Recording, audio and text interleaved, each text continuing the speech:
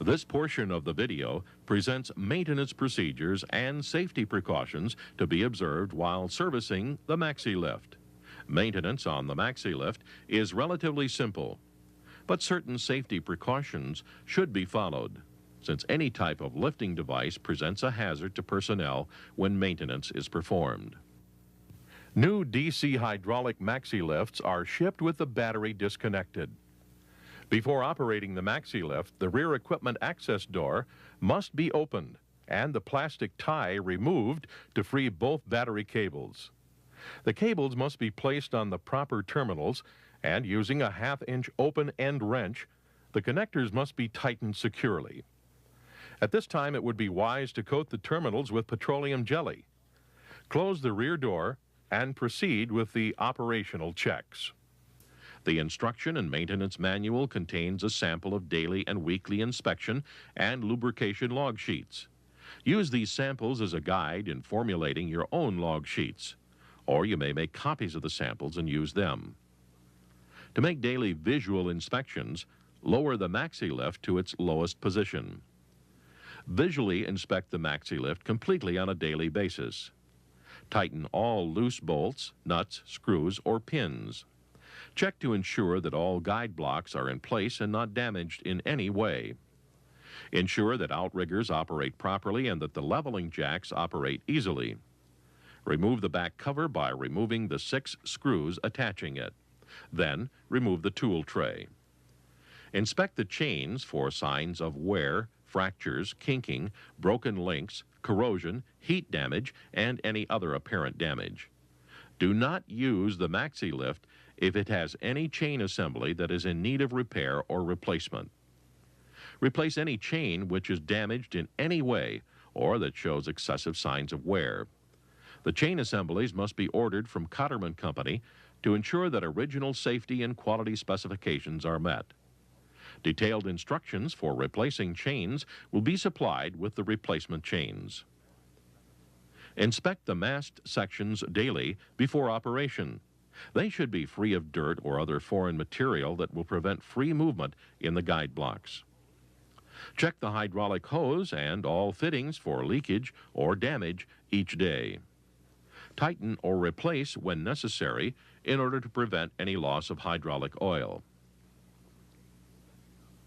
Lubrication will make the operation of the Maxi-Lift more efficient and extend its useful life. Grease caster axles and swivel raceways weekly. The path of the guide blocks should be cleaned and lightly lubricated using petroleum jelly or equivalent. The leaf chains should be lubricated monthly with type EP90 oil. 2 or 3 drops of oil every 6 inches of chain length is sufficient. At the same time, the pulley shafts may be lubricated. To adjust the lifting chains, lower the platform completely and make sure that there is no load on the platform. No lifting chain should be slack. If any chain is slack, this means that a column is resting completely on the stop angle at the bottom of the column.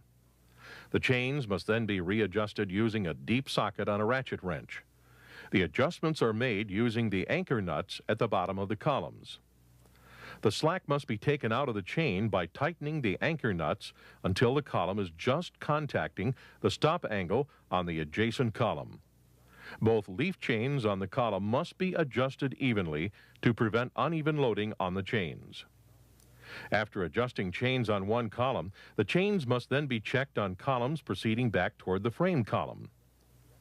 After all chains are adjusted correctly, the pitches should be measured. Refer to the maintenance manual and refer to the figures showing this procedure. If the distance exceeds the maximum stated limit, then the chain must be replaced before further use of the Maxi-Lift. When all columns are properly adjusted, the platform should be approximately 19 inches from the floor. To adjust the sequencing cables, lower the Maxi-Lift to its lowest position. Adjust the cables as shown so that the tautness of the cable does not lift any column. Assure that the nuts on both ends of each sequencing cable are secure.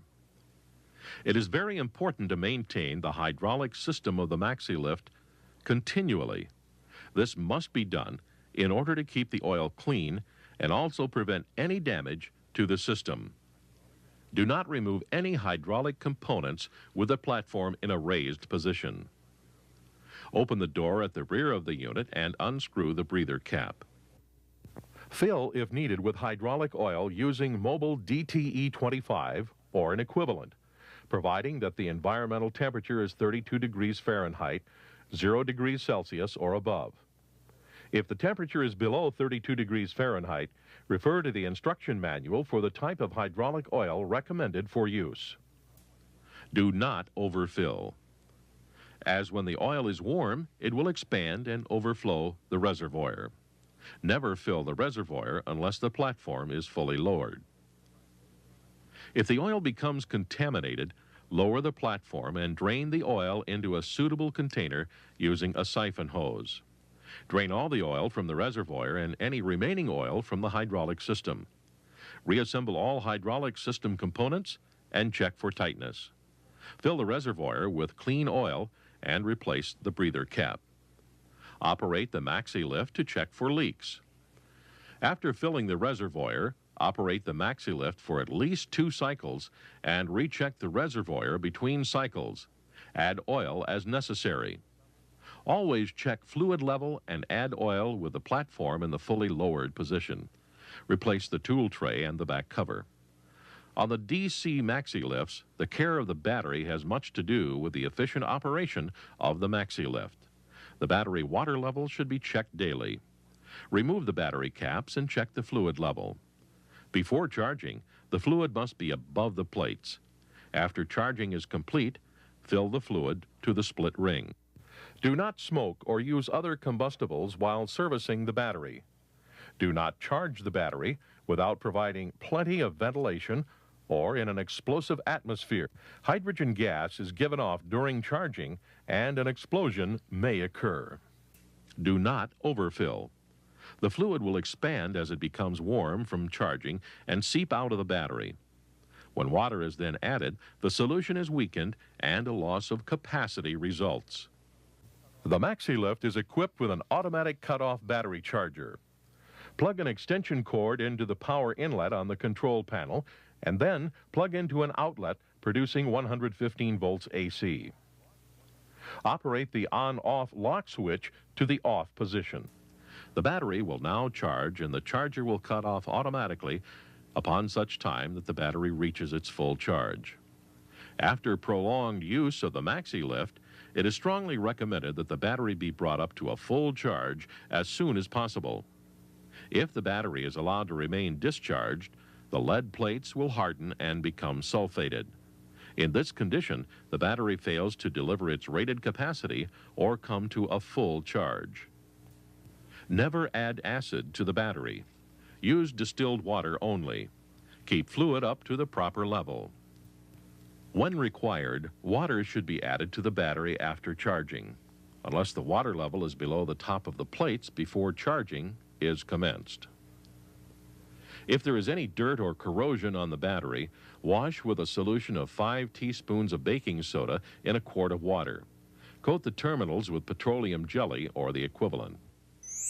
This concludes the training video. Read the instruction and maintenance manual frequently so that the safety rules and operating and maintenance procedures are remembered and observed. Conduct training sessions using this video periodically and whenever new personnel are to operate or maintain the Maxi-Lift. Remember that the Cotterman Company is always available to answer any questions that arise during the use of the Maxi-Lift.